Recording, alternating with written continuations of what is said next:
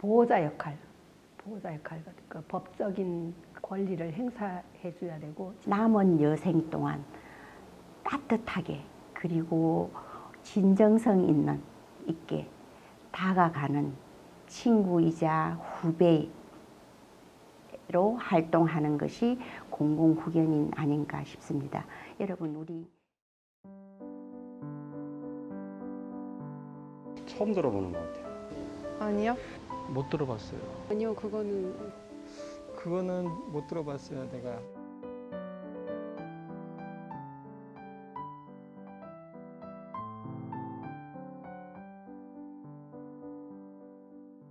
어르신 후견 활동을 하고 있는 이순옥입니다. 네, 어르신과 1년 7개월 함께 활동했습니다. 저는 구로 치매 안심센터 소속의 후견인 윤정이라고 합니다.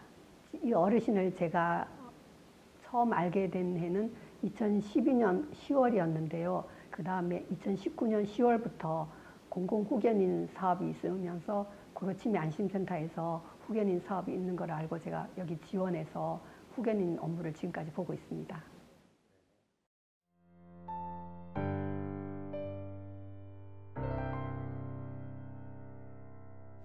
이분이 한 3년 전에 병원 복도에서 넘어지셔서 척추 시술을 해야 되는 급박한 상황이 됐어요. 그런데 만약에 제가 이 어르신한테 후견인이 없었다면은 보호자 역할을 할 사람이 없으니까 병원 수술을 하려면 동의를 해야 되고 입원 수속도 사인을 해줘야 되고 그러는데 제가 후견 업무를 하면서 이걸 신속하게 보호자 역할을 해줌으로 해서 이분이 수술을 잘 하게 됐어요. 그래서 회복도 빠르시고 그 다음에 아프지도 않고 그런 거 볼 때 참 기뻤어요. 그리고 또 한 가지 더 기뻤던 일은 그때도 척추 시술로 인해서 이제 병원에 입원해 있는 상태였는데 한 3일 동안을 헛소리 하시면서 사람을 못 알아보시는 거예요.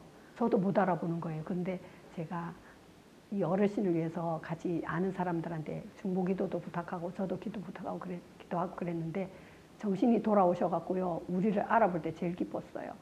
네, 이제 그 후견인은 내가 뭔가를 하고 싶다 해서 다 하면 안 되고요. 이 법적인 권한을 부여받은 것만 해야 돼요.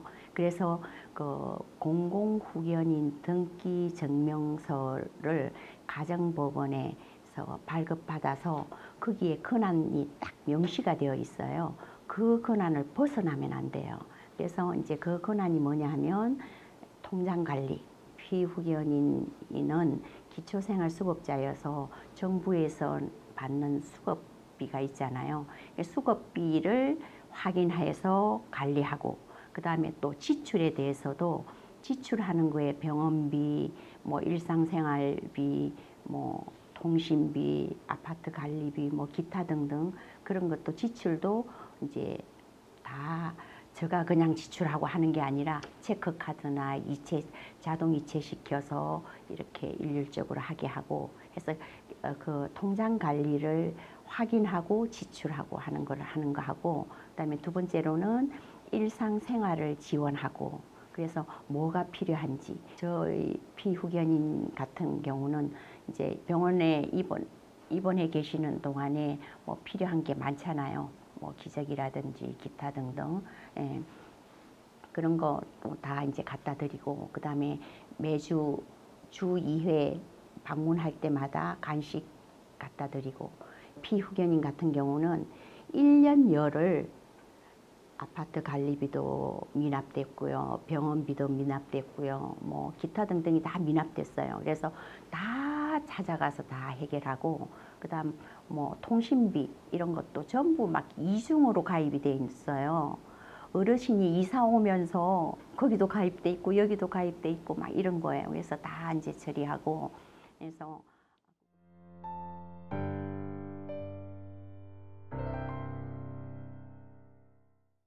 알츠하이머 병을 앓고 있기 때문에 전혀 뭐 기억도 잘 못하고 그러죠.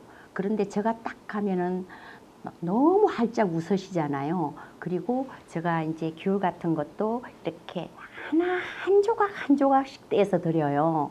그러면 저는 연화곤란이 있으신 분이기 때문에 울컥 드시면 흡인될까 봐 한 조각 한 조각씩 드리면 저한테 웃으면서 좀 더 주세요. 막 이렇게를 해요. 그래서 제가 천천히 드세요 하면 나 5개는 먹어야 돼요. 이렇게 이제 막 이렇게 되더라니까요. 그래서 굉장히 이제 제가 가면 너무 좋아하면서 기다리시는 거예요. 그러니까 제가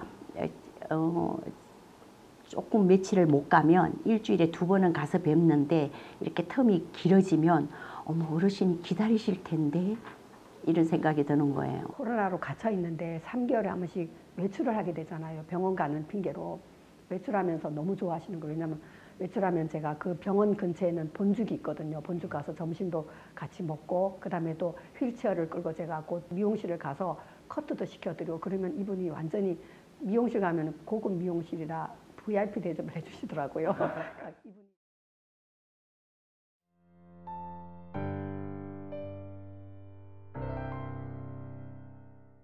평소 때는 주 2회 방문을 했는데 이제 지금은 이제 대면을 못 하잖아요. 그럴 때 이제 뭐 샴푸라든지 기타 등등 면도기라든지 뭐 사다 드리거나 아니면 간식 사다 드리거나 할 때 이제 그 박스를 1층에 원무가에 맡기거든요.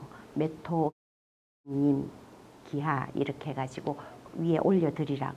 그렇게 할 때 거기에다가 A4 용지에 크게 붙이죠.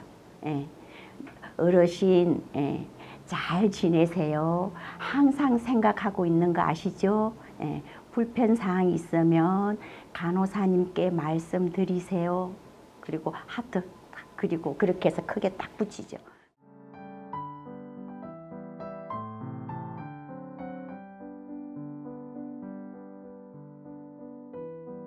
쉬운 일이 아니거든요. 봉사하는 거에 대해서 대단하죠. 대단하고 어떻게 보면 자기 희생을 하는 거니까 그분들에 대해서는 존경받을 만한데 감사한 마음이 제일 큰 것 같고요. 뭐 용기가 있으신 거죠. 어쨌든 그 선택을 하신 게 너무 대단하시고 제 입장에서는 못하는 일을 그분들은 하시니까 참 대단하다고 생각은 해요. 그 쉽지 않은 결정이고 그게 또 쉬운 일도 아니고 내 자신 못하지만 그런 분들을 뵐 때 참 대단하다라는 생각은 들어요. 업무 내용을 보면 뭐 관공서 가서 서류를 대신 처리하거나 이런 거는 사실 제가 제 거를 직접 하는 것도 좀 귀찮고 힘들 때가 많아요. 근데 이제 좀 어르신들을 또 도와주시고 하는데 무엇보다 좀 대단하다는 생각이 들고요. 저였으면 쉽게 할 수 없다는 생각이 조금 드네요.